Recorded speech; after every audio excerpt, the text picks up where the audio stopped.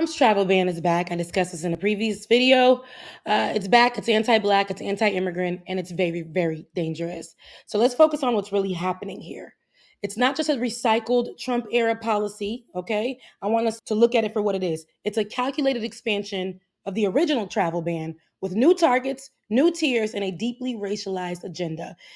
Don't think about it as some kind of border control or national security. If you think that, you're not paying attention. Because when you actually look at the list of countries impacted and who this policy will harm the most, the pattern is very clear. It's anti-Black immigration policy. Right now, 12 countries face a full entry ban under what's being called Tier 1. And that means no immigrant visas, no family reunification, and no pathway to enter, even if you have a loved one here. Haiti is one of those 12. 100% restricted, not new, not surprising. Still pisses me off though, let's be clear, because Haiti always ends up on the chopping block. We're always the first to be punished and the last to be protected. But the ban doesn't just stop there. There are 43 countries totally affected by this updated policy, broken into 3 tiers.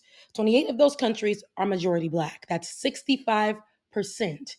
These are the targeted decisions that overwhelmingly exclude Black immigrants from Africa and the Caribbean. Let me explain the breakdown. Okay, I'm going to explain this for the people in the back, for the people on threads, in between. Tier 1 is a full entry ban. Complete visa halt. Haiti is here at Tier 1. Tier 2, it restricts diversity visa applications and increases scrutiny for non-immigrant travel like tourism or business. Tier 3, countries flagged for more visa reviews and administrative processing, meaning longer delays and more chances of denial. Now, here's what the ban doesn't do. Immigrants from these countries, they can still technically apply for asylum if they reach U.S. soil or show up at a port of entry. Families of U.S. citizens can still file petitions to bring relatives here. And if you already have a visa, it won't be canceled. But that doesn't mean access is equal or even possible. If you can't get a visa to begin with, can't safely travel to a port of entry, or face long delays and denials in consulates, those rights mean nothing. The system is structured to look fair while functionally blocking Black immigrants at every point. And this brings us back to Haiti. Haiti has faced multiple US-backed interventions, just like a lot of other Black countries, destabilization, campaigns, and political interference for centuries.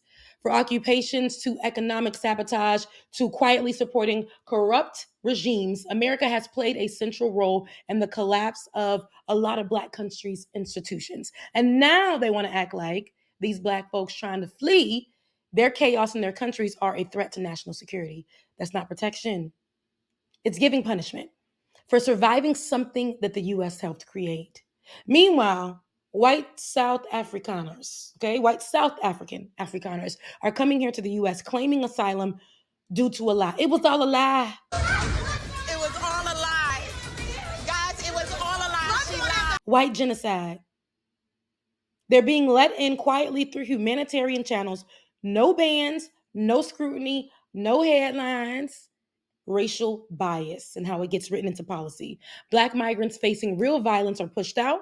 White migrants facing imaginary threats, made up things, they're welcomed in on a red carpet. Okay? Another thing that's been bothering me about this whole thing, people online saying 92% ain't in it. Okay? I've seen that from Black creators online. We resting. Black folks is resting. This ain't our fight. Black Americans are going to sit this one out. Some even citing the LA riot, saying immigrants didn't ride for us, so why should we ride for them? Immigrants are Black too. For y'all in the back. This idea that Blackness stops at the border, that's a lie. It was all a lie. Guys, it was all a lie. She lied. It was all a lie. And it's rooted in the same anti-Blackness that fuels this ban. We've got people acting like immigration is just a Latino or Asian issue.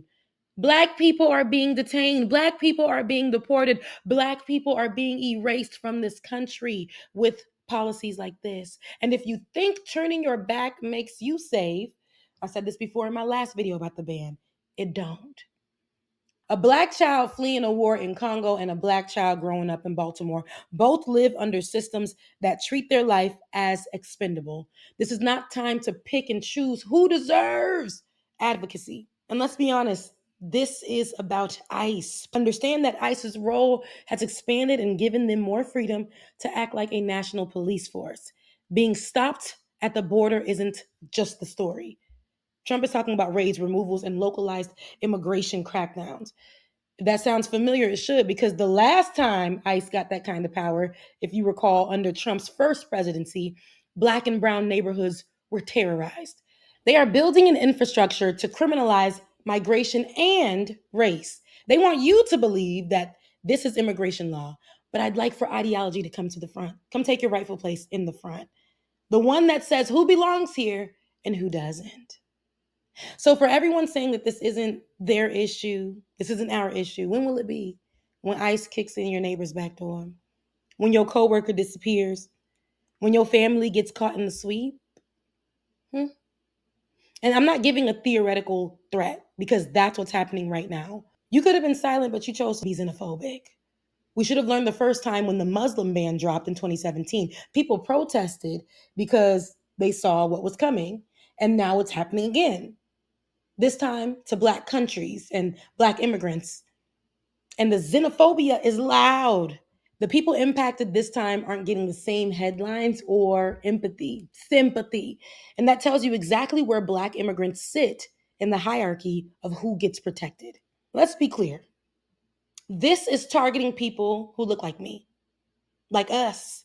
And if we don't say something now, don't act surprised when that list grows longer. And when the reasons to be excluded start sounding more and more like your own story. So it could be about being Haitian to you, or African, or American born. This is more about being Black in a system that always finds new ways to treat us like we don't belong. So yes, this is our fight. You don't got to go outside and fight, but don't be xenophobic. Stop yelling out 92% like the ICE has a checklist if they see you. If you're Black and you're breathing, they got questions. They don't care if your people came on the Mayflower, beloved, or a JetBlue flight from Kingston.